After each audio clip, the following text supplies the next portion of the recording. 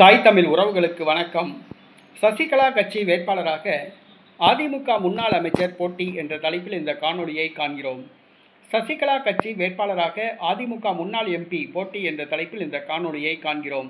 சசிகலா செல்வி ஜெயலலிதா உயிரோடு இருக்கும் வரை அதிமுகவை தன்னுடைய கட்டுப்பாட்டுக்குள் வைத்திருந்தார். செல்வி ஜெயலலிதாவை பயன்படுத்தி கோடிக்கணக்கான ரூபாய் கொள்ளையடித்து சொத்து சேர்த்தார்.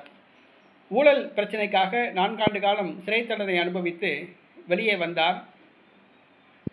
அவரால் அரசியலில் விட்டு வெளியே இருக்க முடியவில்லை.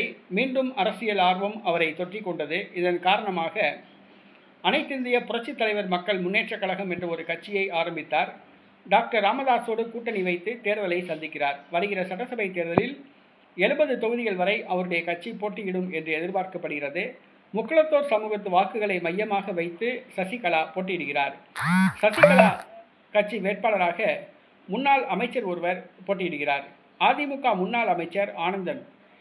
இவர் விழுப்புரம் மாவட்டத்தை சார்ந்தவர்.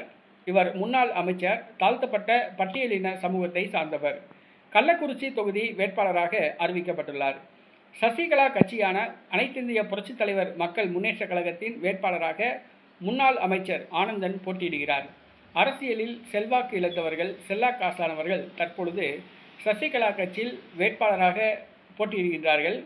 அவர்களால் 500 வாக்குகள் கூட வாங்க முடியாது. தாங்கள் அரசியலில் இருக்கிறோம் என்பதை நினைவூட்டுவதற்காக தற்பொழுது சசிகலா கட்சி சார்பில் வேட்பாளராக போட்டியிடுகிறார்கள். அவர்களால் வெற்றி பெறவும் முடியாது, டெபாசிட் கூட வாங்க முடியாது என்பதுதான் உண்மை.